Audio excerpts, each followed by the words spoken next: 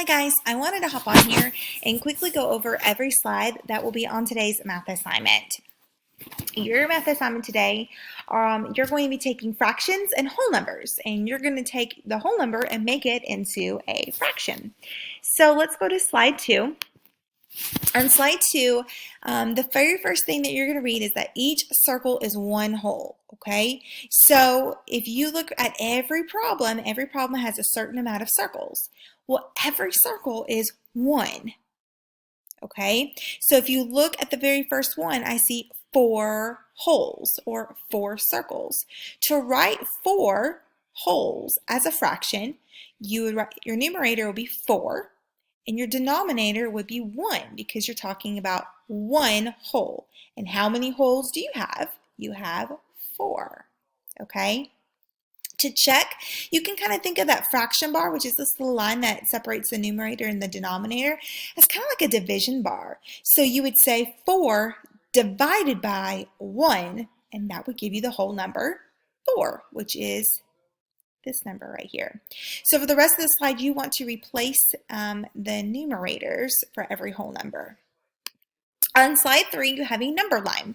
You're going to move these tiles to the correct places on the number line. So every whole number, 0 through 8, will be replaced with a fraction at the bottom. Remember, one whole is 1 over 1, which I've already slid there for you. So one whole is 1 over 1. On slide 4, you're going to write a fraction that is equivalent or equal to the whole. Okay, so you want to think, how many shaded pieces equals the entire whole? Or in other words, how many pieces would you need to make the whole shape? So I've already done the yellow pie circle for you. Okay, the whole piece has been shaded, so that equals one whole. To make a fraction, you're going to think, how many pieces are shaded? 3, which is your numerator, out of how many pieces that are divided or cut into, which is 3, which is your denominator. Okay. In other words, how many pieces would I need to stick together to make the whole circle? You would need 3. All right, on slide 5, this is kind of a more complicated slide. So I kind of made 2 different notes. Okay, so I'm going to talk about this problem right here.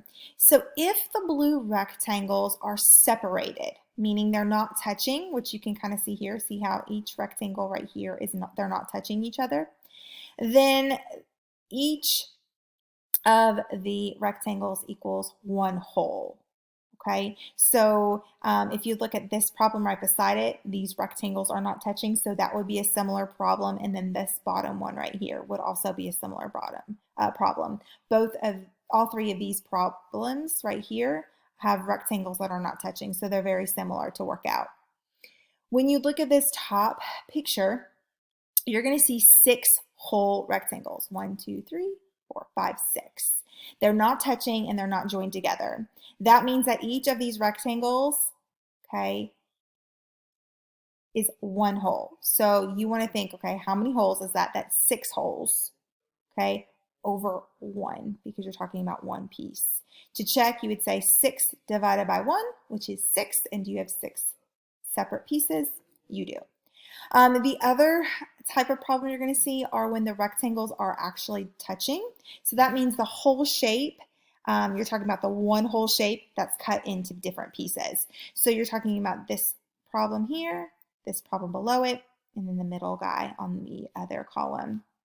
So in order to solve that problem, all you're going to think about, okay, is you're going to think, the entire whole, that one whole rectangle is cut into different equal parts. In this case, this whole rectangle is cut into 6 parts. 1, 2, 3, 4, 5, 6. Okay. Again, the whole is cut into different pieces. Okay. So if you look at this example, okay, I'm going to think, how many pieces are shaded? Well, all of them are shaded. That's all 6 pieces. So that's my numerator.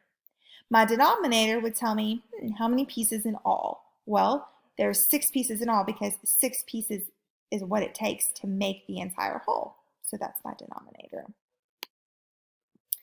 All right, on slide 6, For this slide, you're just going to drag the fractions that match. So you have to think, okay, which fractions equal 1 whole? Remember, 4 divided by 1 or is equal to 4. So if you think, 4 divided by 1 equals 4, I'm going to slide my whole number 4 to match.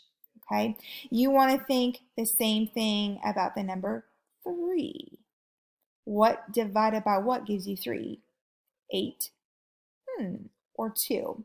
For 6 wholes or 5 wholes, you're going to think 6 divided by 1 equals 5 divided by 1 equals.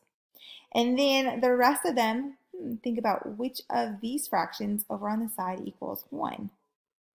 That means if you put all the pieces together, it would equal 1 entire whole piece. On the last slide, you're going to count how many shaded pieces first. That's going to be your numerator. So I've done the very first one for you, were the teal circles, okay? It told me that there are 5 whole circles. That's true. 1, 2, 3, 4, 5. I see 5 whole circles. Okay, but I need to think about, what was my numerator? Well, my numerator is always going to be the pieces that are shaded or the pieces that I'm counting. Well, let's count the shaded pieces. 1, 2, 3, 4, 5, 6, 7, 8, 9, 10. Well, there are 10 shaded pieces, so that's my numerator. Okay, my denominator would be 2 because every single circle is cut into how many pieces? 2 pieces. I can check my work by dividing. 10 divided by 2, and that equals 5.